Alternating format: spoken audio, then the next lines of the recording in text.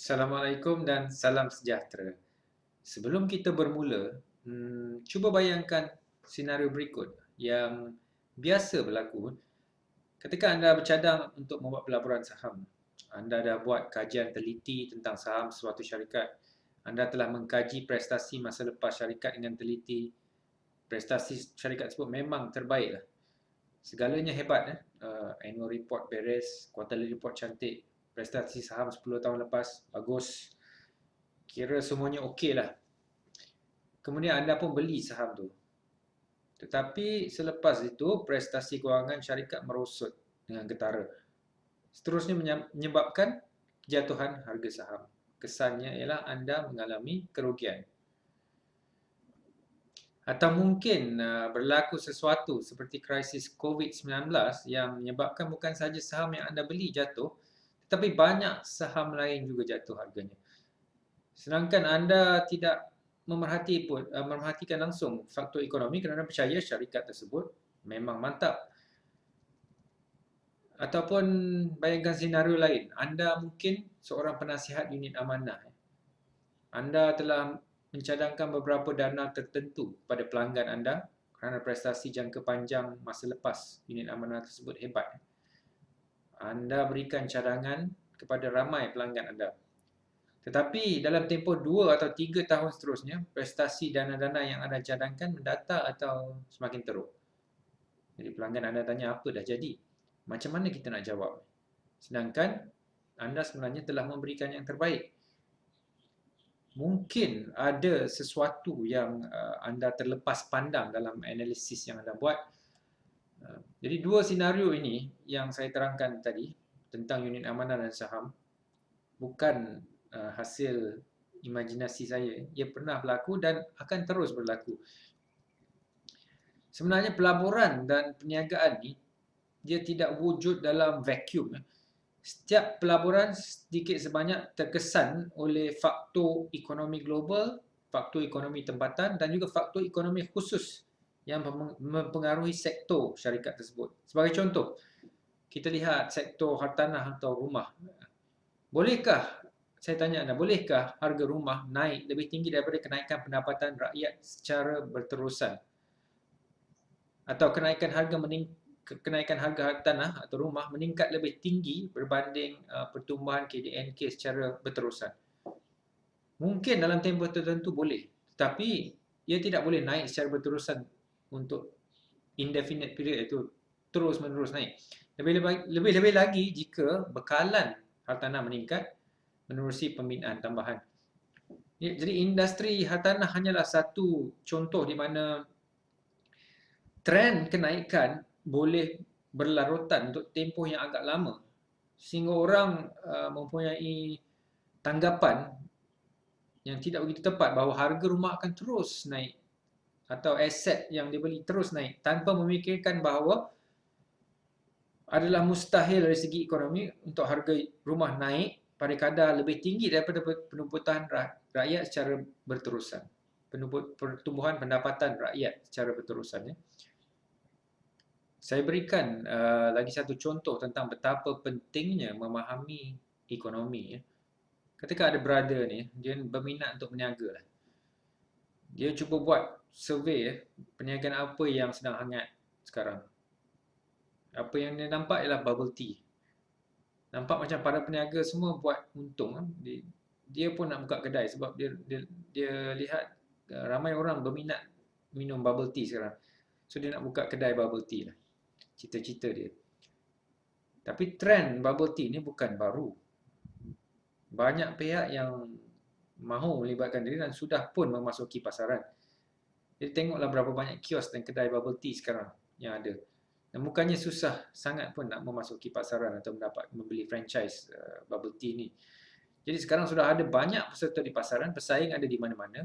Dan kebanyakan daripada mereka punya modal besar untuk membuat iklan dan promosi. Dan kalau anda nak beli franchise pun memerlukan belanja yang besar. Maknanya faktor bekalan dan penawaran telah meningkat dalam industri dan pesaing pun semakin bertambah. Jadi persaingan semakin sengit. Faktor-faktor yang wujud pada peringkat pertumbuhan awal industri ini sudah berbeza apabila pasaran sudah matang, sudah mula matang. Jadi setiap kali terdapat untung luar biasa dicapai oleh suatu sektor, suatu industri atau perniagaan baru, ramai pelabur dan peniaga akan tertarik untuk memasuki industri tersebut. Dan apabila anda ada untung luar biasa, banyak syarikat lain mahu memasuki pasaran dan untung luar biasa tersebut akan lenyap kerana bekalan tambahan produk yang menghasilkan untung luar biasa tersebut. Dan kesannya ialah kebanyakan syarikat akan hanya menerima untung biasa-biasa saja selepas itu atau cukup makan saja, dan ada pula yang rugi, ya.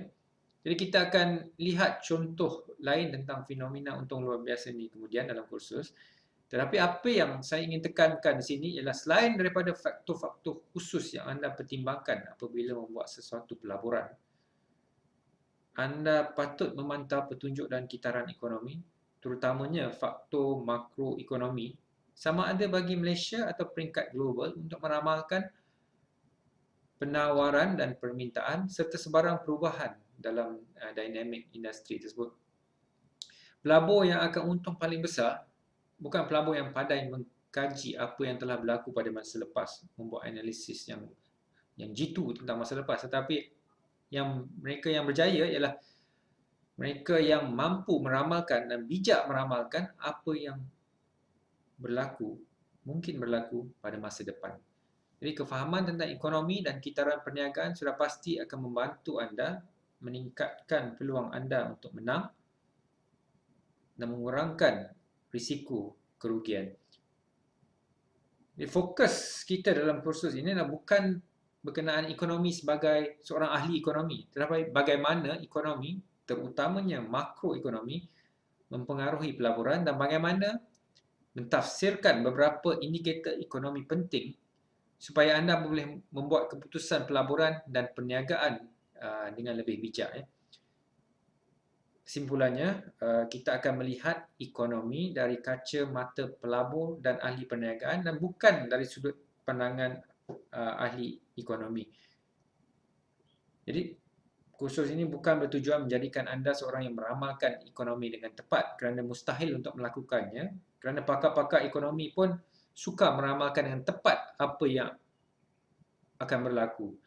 Tetapi apa yang boleh anda pelajari ialah memahami petunjuk ekonomi, memahami apa yang diperkatakan dan diramalkan oleh pakar ekonomi, termasuk mereka yang mempunyai pandangan-pandangan berbeza, dan akhirnya membuat analisis dan penilaian sendiri tentang senario ekonomi yang mungkin berlaku dan akhirnya mempengaruhi untung rugi pelaburan atau perniagaan anda.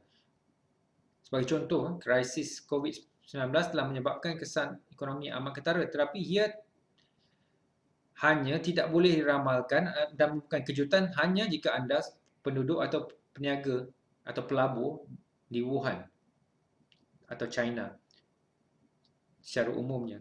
Penduduk di negara-negara lain mempunyai lead time atau masa yang cukup lama untuk melihat potensi damage atau kerosakan yang dari segi ekonomi yang boleh berlaku akibat daripada virus ini dan juga langkah mencegahnya, iaitu menerusi lockdown ataupun kuarantin ataupun social distancing.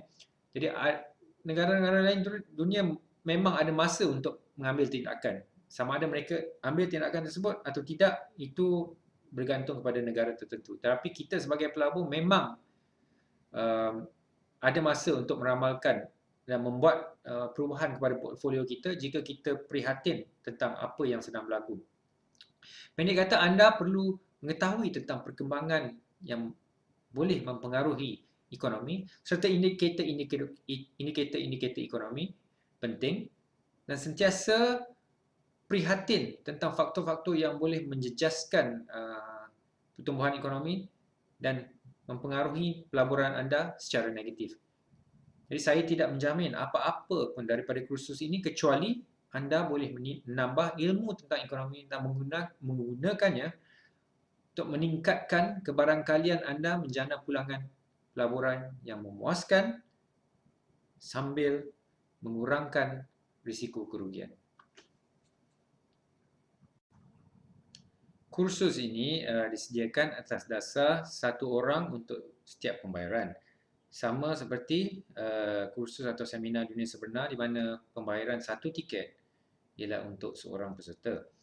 Jadi apabila membuat keputusan untuk menyampaikan kursus online ini dalam bentuk terbuka, saya amat bergantung kepada kejujuran anda untuk menyimpan salinannya di dalam komputer, pad, telefon atau peranti lain milik anda sahaja. Sekiranya ada sesiapa yang berminat untuk membeli, minta mereka dapatkannya daripada laman web Rencana Ringgit atau kedai Shopee saya.